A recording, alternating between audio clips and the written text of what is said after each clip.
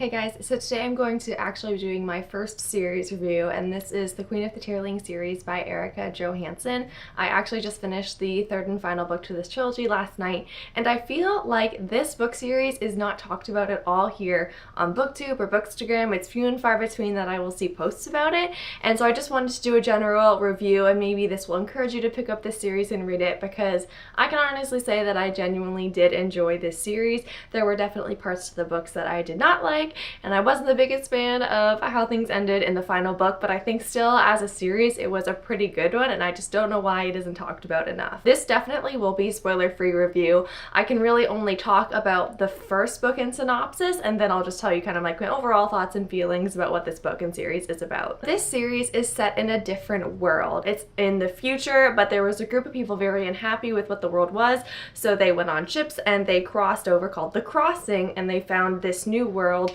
This utopia is what they were trying to develop. I think it's 300 or so years later, and there's a young girl named Kelsey. She's 19 years old. She lives outside of the capital. She's been growing up in the middle of nowhere pretty much, and she is going to be queen. So when she is 19, she is of age. She is picked up by the Queen's Guard, and they take her into New London, which is the capital, where she is going to assume her reign as queen. And now the Queen of the Tearling, which is the name of the land where she rules over, is very, very corrupt. There is just a lot of really bad things happening in this place, and Kelsey is 19 years old. She's lived in the woods her whole life, and now it's her job to try to fix this mess. But Kelsey is a very righteous person. She wants to do the right thing. She wants to right the wrongs of the past, the wrongs that her mother put into place. She just wants to clean it out. She wants to make this place good and wholesome once again, just like it was supposed to be when 300 years ago this kingdom was founded. Now, the queens of the Tearling don't really have a good prognosis. They are pretty much all killed in young age. None of them live to adulthood. So Kelsey knows going into this that her life is on the line and she will not be around too long, but while she is around, she wants to make some changes. I'm not going to say too much more about this book. I will mention the main villain we have is the Red Queen. She is this evil sorceress. She's not immortal, but she has been forever young. She's beautiful. She is just pure evil though. She is kind of that essence of pure evil that we see. Kelsey's mother, the previous queen, actually had done this horrible thing to kind of keep the queen at peace and to keep from warring between the kingdoms.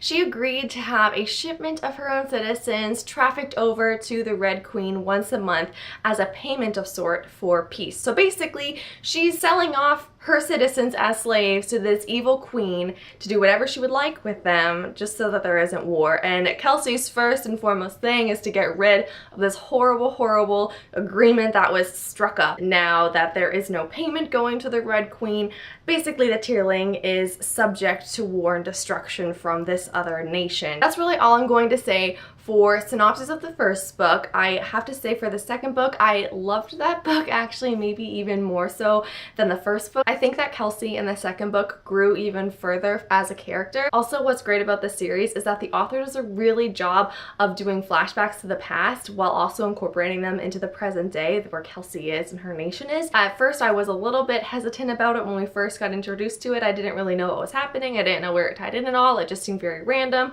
but it definitely plays a huge role, and it gets to the point where that's all you really want to read about. And this didn't happen until the second book, and in the third book there is this as well, which I don't think is spoiling anything because I'm not saying what you're seeing or anything like that, but it definitely is a really great element that I really enjoyed. Also, the side characters of this series are even better than Kelsey. Kelsey in the second book, like I said, she goes through a lot of development and character change, but there are some constant characters in this series that just overall have left me with a really good impression. So first of all, there's the Mace. He is the #1 Queen's Guard, and his absolute loyalty is like astounding. He cares so much for his kingdom, and he is a truly righteous Queen's Guard. He just makes a wonderful character.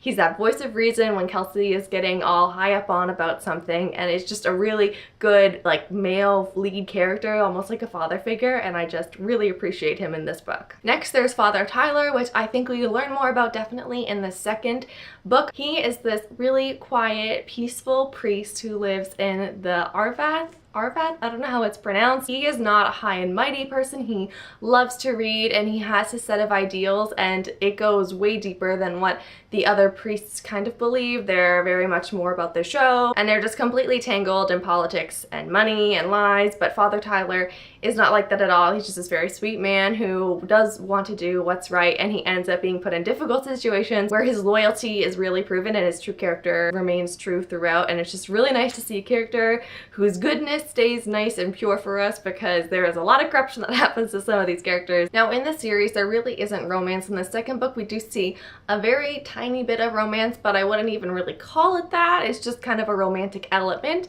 but it doesn't really go much further into that. And I actually really appreciate that this whole book series was able to be a book series without having that draw to it, which I think a lot of fantasy books kind of end up relying heavily on the romance that's created. If you don't like romance, don't worry about it. Like, this series will be okay for you because, like I said, it's not really enough to really be considered romance. I just have to put this warning out there. This is definitely a new adult fantasy series, which I didn't know when I started reading the first book. I actually didn't even know what new adult was. I thought this was a young adult fantasy novel. So just be aware that there is adult content in this book, and it does make it seem a little more serious and mature. So I actually did appreciate the new adult content that it had. It doesn't, you know, kind of shy away from some topics. It just is kind of blunt, kind of graphic in some respects, but I think it honestly enhanced the story. So if any of this sounded interesting to you, then I highly encourage you to pick up the series, because I don't think that it is talked about enough, and it is a good series. So definitely give it a shot. The first book was a little bit difficult for me to get into because of the world building, and we're understanding the magic system, and so that just kind of takes a while to process and to get into.